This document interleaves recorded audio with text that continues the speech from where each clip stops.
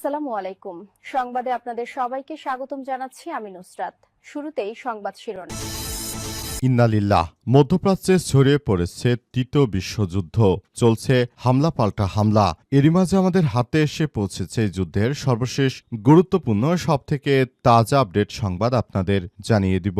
পবিত্র কোরআন শরীফে সূরা মায়দার ৫১ নং আয়াতে আল্লাহ তাআলা জানিয়েছেন যে, হে মুমিন মুসলমানেরা, তোমরা ইহুদি এবং খ্রিস্টানদের তোমাদের বন্ধু বানিও না। তারপরও মধ্যপ্রাচ্যের মুসলিম নামধারী আরব রাষ্ট্রগুলো কিন্তু ইহুদিবাদী ইসরায়েলের সঙ্গেই তাদের ব্যবসা বাণিজ্য সম্পর্ক গড়ে তুলেছে। তাই এসব দেশে মার্কিন যুক্তরাষ্ট্রের সঙ্গে তারা বন্ধুত্ব পাতে মূলত মধ্যপ্রাচ্য ধ্বংস করেছে। আর মুসলিম শাসক হিসেবে তারা তাদের সেই রাজতন্ত্র টিকিয়ে রাখার জন্য তারা এমনভাবে আমেরিকার দালালি করেছে যে পুরো মধ্যপ্রাচ্য জুড়ে তারা একরকম মুসলিম বিশ্ব থেকে বিচ্ছিন্ন হয়ে যাচ্ছে। শুধু তারা নামেই মুসলিম, কিন্তু কাজে তাদের ইহুদি কার্যকলাপ। এদের বিরুদ্ধে ইরানের সর্বোচ্চ ধর্মীয় নেতা আয়তুল্লাহ আলী খামেনি তিনি বীর সিংহ পুরুষের মতো লড়াই করে গেছেন। তিনি ইহুদিবাদী ইসরায়েল কিংবা মার্কিন যুক্তরাষ্ট্রের কাছে মাথা নত করেননি।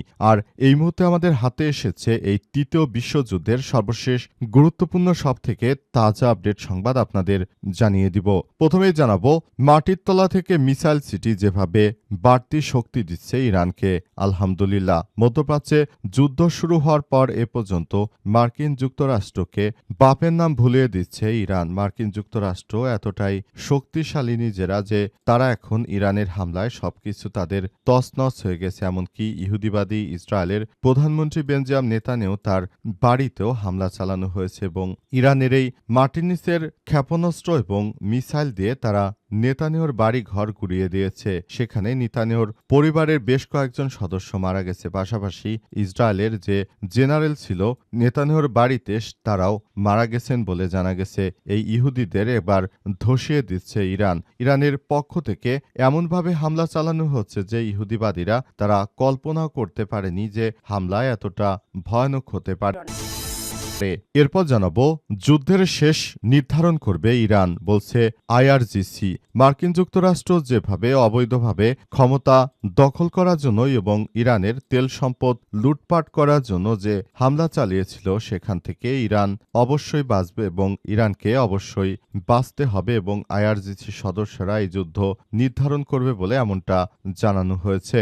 সেখানে বলা হয়েছে যে যে যুদ্ধ যুক্তরাষ্ট্র শুরু করেছে সেই যুদ্ধ ইরানের ইসলামী বিপ্লবী গার্ড বাহিনী শেষ করবে। এই যুদ্ধ নিয়ে ট্রাম্পের মাথা ব্যথা শুরু হয়ে গেছে।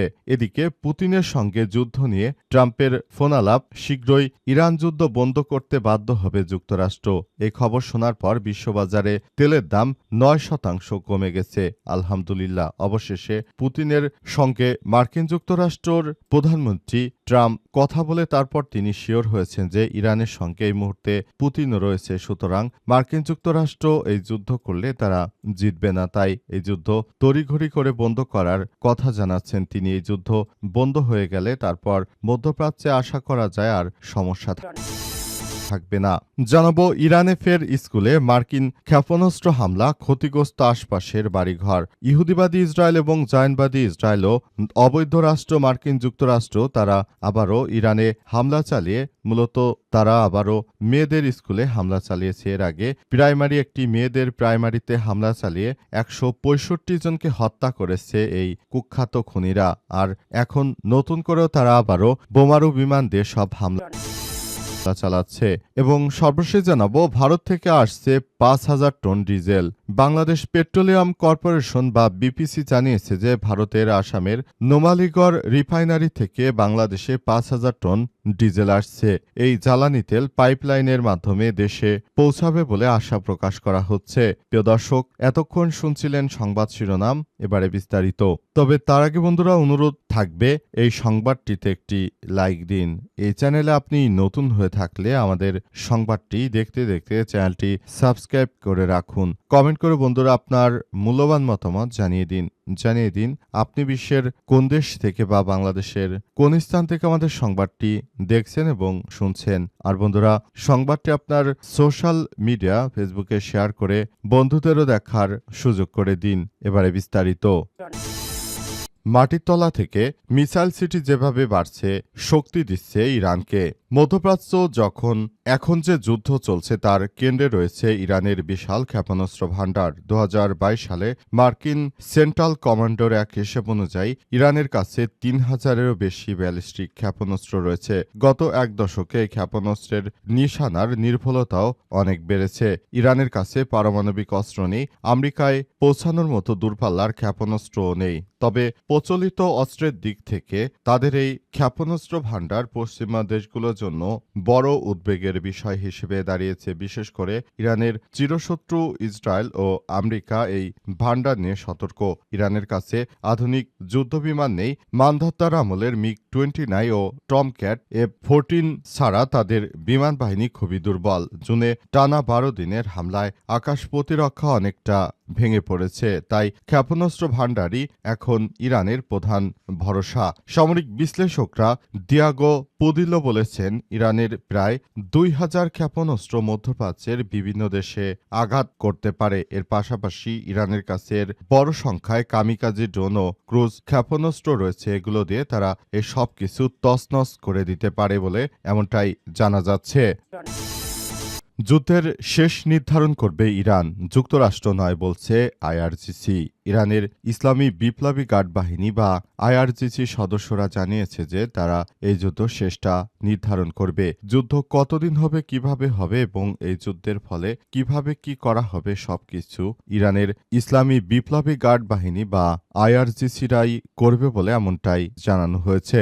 সেখানে আরও জানানো হয়েছে যে যারা মধ্যপ্রাচ্যে এই সংঘাতময় পরিস্থিতি তৈরি করেছে, যে ইহুদিবাদী ইসরায়েল ও মার্কিন যুক্তরাষ্ট্র, তাদেরকে এর জন্য পুরোপুরি জবাবদিহি করতে হবে। পুরো মধ্যপ্রাচ্যে যে ধরনের সংঘাতময় পরিস্থিতি ছড়িয়ে পড়েছে এর জন্য কোনোভাবেই তারা দায় এড়াতে পারে না, তাদের এই দায় নিতেই হবে। এবং তারা যদি মনে করে যে আমরা হয়তো ভালো কোনো কিছু অর্জন করতে পারবো বা করেছি, সেটি তাদের জন্য বড় ধরনের ব্যর্থতা। কারণ একটি দেশকে স্বাধীনভাবে এভাবে ভেঙে চুরে দিয়ে তারপর দেশটাকে ধ্বংস করা যায় না।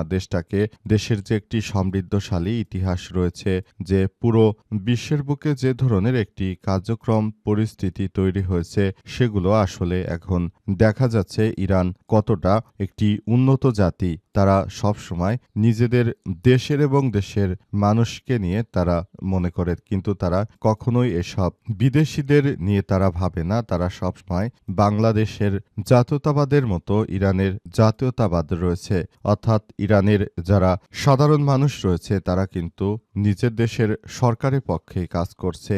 এজন্য ইহুদিবাদীরা এখন পর্যন্ত তাদের বিরুদ্ধে বড় ধরনের কোনো সংঘাত করে লাভবান হতে পারেনি। শীঘ্রই ইরান যুদ্ধের অবসান ঘটবে, পুতিনের সঙ্গে ফোনালাপের পর ডোনাল্ড ট্রাম্প। পুতিনের সঙ্গে ফোনালাপের পর ডোনাল্ড ট্রাম্প জানিয়েছেন যে আমরা শীঘ্রই এই যুদ্ধ বন্ধ করতে যাচ্ছি। ট্রাম্প এই কথা জানানোর পর পুরো মধ্যপ্রাচ্য জুড়ে এখন স্বস্তির সংবাদ বইছে। অনেকেই বলাবলি করছে যে এই কন্ডিশন যদি চলতে থাকে তাহলে এটি হয়তো আরও বড় ধরনের একটি সুসংবাদই বটে। কারণ হিসেবে বলা হচ্ছে যে ট্রাম্প যদি এটি অব্যাহত রাখতে পারে তাহলে হয়তো পৃথিবী আবার শান্ত হয়ে যাবে, পৃথিবী কখনোই আবার আগের সেই সমস্যার দিকে থাকবে না। সুতরাং এখনই ট্রাম্পের এই ধরনের একটি বক্তব্য এটি আমাদেরকে অনুপ্রাণিত করেছে। ট্রাম্পের এই কথা শোনার পরই বিশ্ববাজারে তেলের দাম 9% কমে গেছে।